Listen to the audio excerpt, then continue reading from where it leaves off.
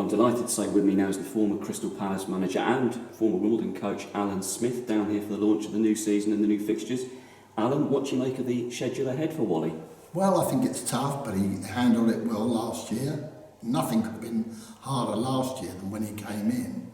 And I think to do that was undoubtedly a magnificent achievement. And I think he's now got the benefit of starting the season, taking pre-season, Wiggling Hodges, and I think he really get to grips with the players of what's expected for the season.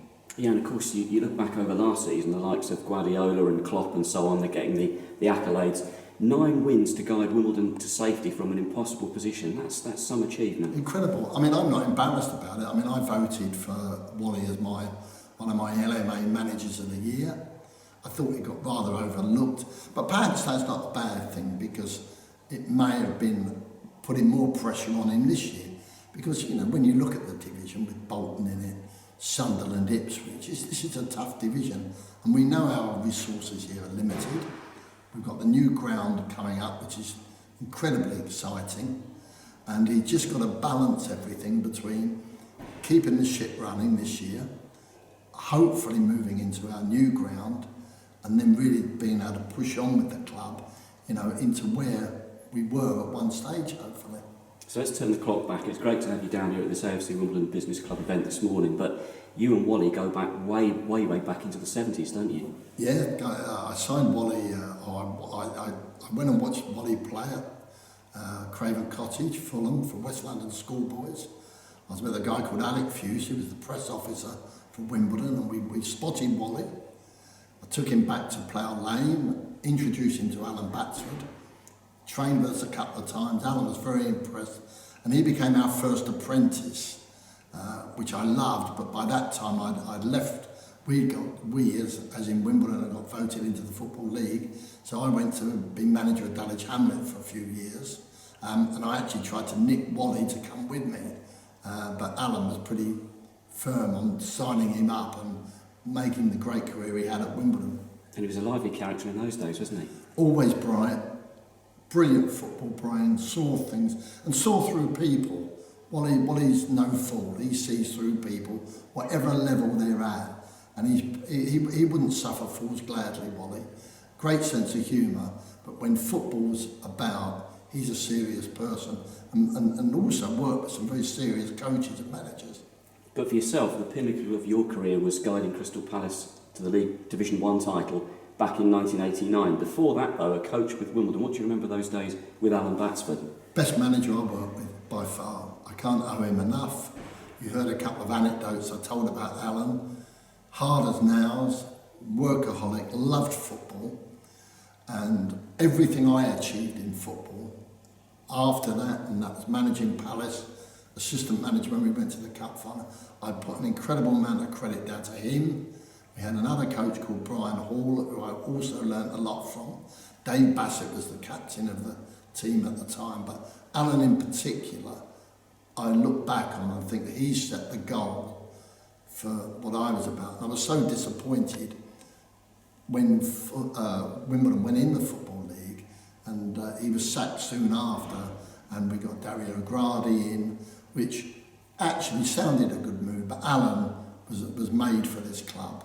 And it was a very enjoyable time, and it set for people like Wally and I our DNA, I think, as to how we went forward in our coaching careers.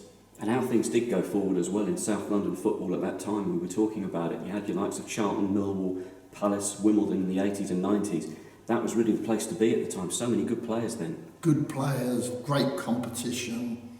I said to you earlier, you know, and the camaraderie between the manager was good. You know, sometimes I'd pop into Wimbledon and joke in here being a wine bar singing. He was a serious football man. Or after we'd played them and we were at Sellers Bar, I very rarely left Joe's office much before 9 o'clock. I had to ring somebody to get me home. But there was a camaraderie, but there was also a real hardness about the competition between all those South London clubs or West London clubs. And developing players as well. Wimbledon did it. You did it with Crystal Palace. One of the players you took under your wing, Gareth Southgate. Tell us about that. Joined us at 16, been thrown out by Southampton, told he wasn't good enough, came to us, stayed with us till he was 22, 23, and I've continued to have a great relationship with him. But Palace have always been good, and they were particularly good under Venables when they had the team of the 80s. And I tried to bring that on with Steve Coppell. Wally came and worked for us in a very successful period where he was the coach. Bought a lot to come, but we liked the thought of players coming through. We liked they understood the club, they understood what we were about, they understood the area, they understand the people they represented, and I think that's so important. Wimbledon have done the same. Always had a good youth set up under, in my time, run by either Terry Burton as was or other really good coaches. Wimbledon have always employed good coaches, whether it was Don Howe under Bobby Gould. They've always been a coaching club. And that's why I think Wally, Glyn Hodges really do add to the how this club should be run and the young players that we can produce as we go along. And that can still be done at this level, can't it? I mean, you've got the academy, and then you've got those gems you can find out there that perhaps other clubs weren't looking for. Yeah, definitely. And we'll have a harder type of player. We're dealing with players not in the pure academy. We're going to be having players that have that hardness. And what would be great about it with Wally and Glyn is that they'll pass that on to the senior players, and they will expect the senior players in this changing room we're in now to pass it on to the kids. So I think that's quite an exciting time, and Wally will completely understand that because he came through that system. So Glyn Hodges with Dario Gradi when he was at Chelsea, these are all careers I've followed, so I know for a fact that they understand coaching, but they're realists. They're also hard men that will make certain the players live in what I consider the real world. And you said to us as well you've enjoyed watching our clips from the training ground, watching Glyn in action, and there is really a wealth of knowledge he's got there from coaching some top players, Glyn Hodges, isn't he? Oh no, brilliant. I've loved all the clips, by the way, and I did say to you, I follow it. I think that gives us a good insight. But, you know, you don't have to sell me any of the coaching staff here. I think now he's got what he's actually really done that very well. And I think that's going to be quite an exciting period. And I think it'll put us into good stead because I don't think other clubs sometimes need to do it. And they've got players playing for them that I'm not actually sure they sometimes know the club they're even playing for. So one other thing we've got to touch upon as well, of course, Plough Lane. You'll have your own memories of Plough Lane as it was. Wimbledon gearing up to moving back there again now, so it's another landmark occasion for Wimbledon, isn't it? Well, it's another dream. I was brought up at Plough Lane. I first went there when I was 16. I watched Royal Law, I watched Bobby Ardrey, I watched John Martin, Brian Martin. I can go through the team, Mickey Kelly in goal, but people never liked, Les Henley was the manager, people didn't like coming to Plough Lane to play. Then as we developed through the divisions with our various managers that we had, it was a fortress. I think one of the good things about where we are at the moment actually, here it's a good fortress. We made it into a place that most clubs don't like coming from. We saw that with West Ham last year. They didn't like it one bit when they were here. And most clubs, I think, actually fear coming here, partly because Wally's reputation goes before him, but now the thought that we can move back to Plough Lane. And the other great thing about it is that the supporters have got the chance to actually support this, put some money in it, whether it's £10 upwards or whatever. So I think that's quite an exciting period of where everybody can get involved, and I will get involved in it because I think I owe this football club something that they gave me without me asking. That's great to hear. And of course, this season now, the new fixtures have been announced. Rotherham United on the first day for AFC Wimbledon. Before that, got a friendly coming up against Crystal Palace. Are you going to try and get down for a few games? Yeah, definitely. Look, I want Wally, and I don't think we want to go back to the past too much, and I don't think we want to hang on people's coattails. I think everything moves on. Wally's now developed.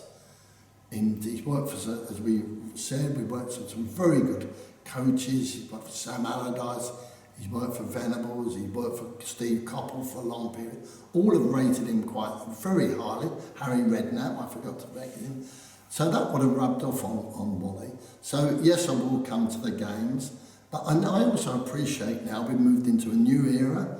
There's a new group of supporters that will grow stronger and bigger.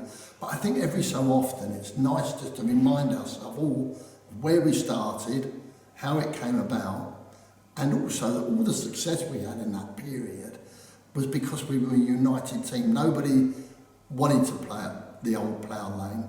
Nobody really wants to come here.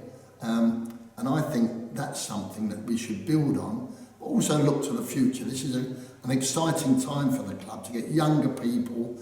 They don't want to know all the history, but sometimes just that little reminder of Sydney Black and where we all actually started in the good days is no bad thing. Alan, it's been an absolute pleasure catching up with you. Thanks for joining us. Loved it, and keep the clips going. I'll be watching it.